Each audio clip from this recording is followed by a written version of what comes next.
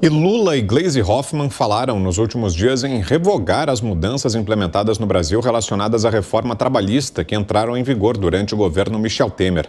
Disse Lula, aspas, é importante que os brasileiros acompanhem de perto o que está acontecendo na reforma trabalhista da Espanha, onde o presidente Pedro Sánchez está trabalhando para recuperar direitos dos trabalhadores, fecha aspas.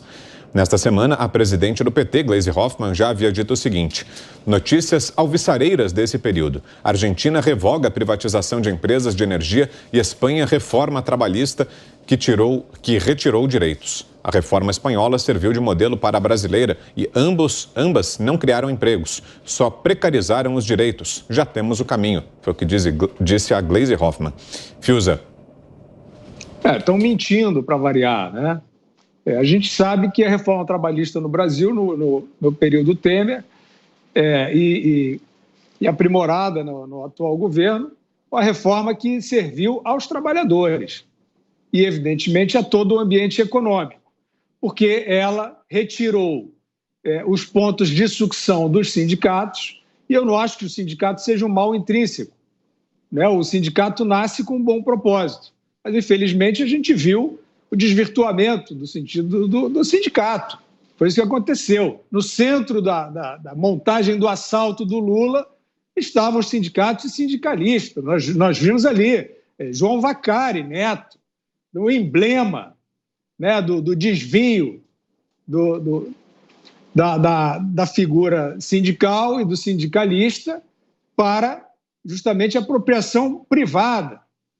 Então, os sindicatos viraram uma indústria de politização, evidentemente, e esta reforma trabalhista é uma libertação dos trabalhadores, desses que se desviaram completamente da finalidade de defender os direitos, né? Esses impostos sindicais é simplesmente criando fortunas, criando nababos aí no sindicalismo, e todos, né, com aquele vernizinho de esquerda, revolucionário, Che Guevara, não sei o quê. E esse filme a gente sabe como é que termina. Termina no mensalão, no petrolão.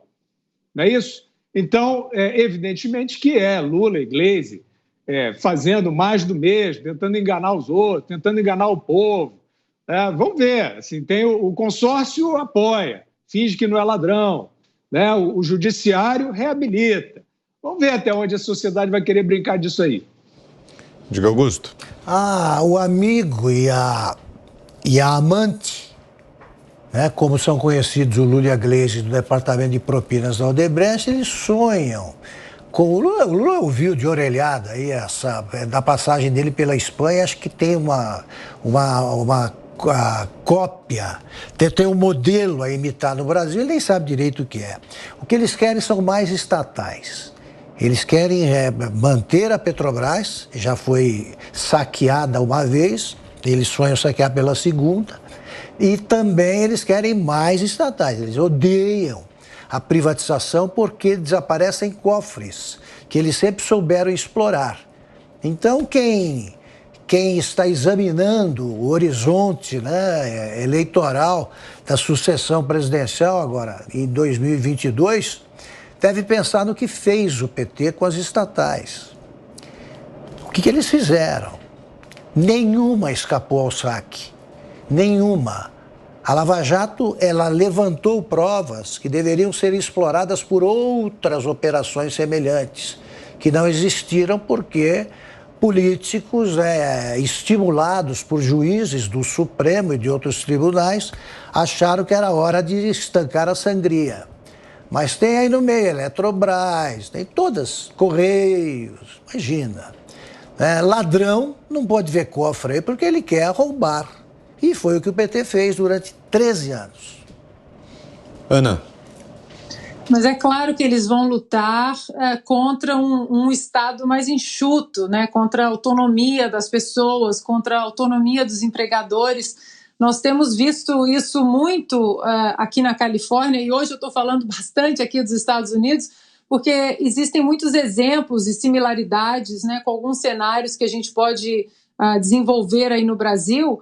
E a Califórnia, que já foi aí o 7º, se não me engano, ainda está ali, né, nos primeiros 10 lugares do mundo, dos maiores PIBs do mundo, A Califórnia, que já foi aí o 5º, 6º PIB do mundo, acho que, se eu não me engano, agora está em 7º. É só olhar nos últimos 2 anos dentro da pandemia, os 2 estados americanos onde as pessoas fugiram, simplesmente saíram por causa dos sindicatos que juntamente com políticos aí que têm os seus projetos de tirania, que é um deles é o governador da Califórnia, né, adora colocar a mão em tudo, alimenta os sindicatos. Agora nós tivemos as crises aqui, né, nos portos, principalmente de Los Angeles, de Long Beach, uma crise aí nos portos que esvaziou as prateleiras no final do ano, e muito dessa crise veio exatamente que não tinha como descarregar esses contêineres que chegavam aqui, porque todo motorista de caminhão, ele deveria ali, antes de mais nada, isso aí vai contra totalmente, né, a genética americana do empreendedorismo, ele deveria ser aliado a um sindicato. E, obviamente, que muitos americanos não quiseram isso, então houve, né, esse desequilíbrio aí na demanda, né, entre caminhoneiros e as mercadorias que chegavam da China, e a Califórnia, juntamente com Nova York, foram os 2 estados nos últimos 2 anos que lideraram aí as pessoas saindo, fugindo dos estados, porque eles querem o quê? Eles querem liberdade para trabalhar. Dentro dessa pandemia, aqui na Califórnia também, Vitor, o governo federal, né, Joe Biden, tentou colocar o dedo aí de uma maneira imposta por Washington no salário mínimo.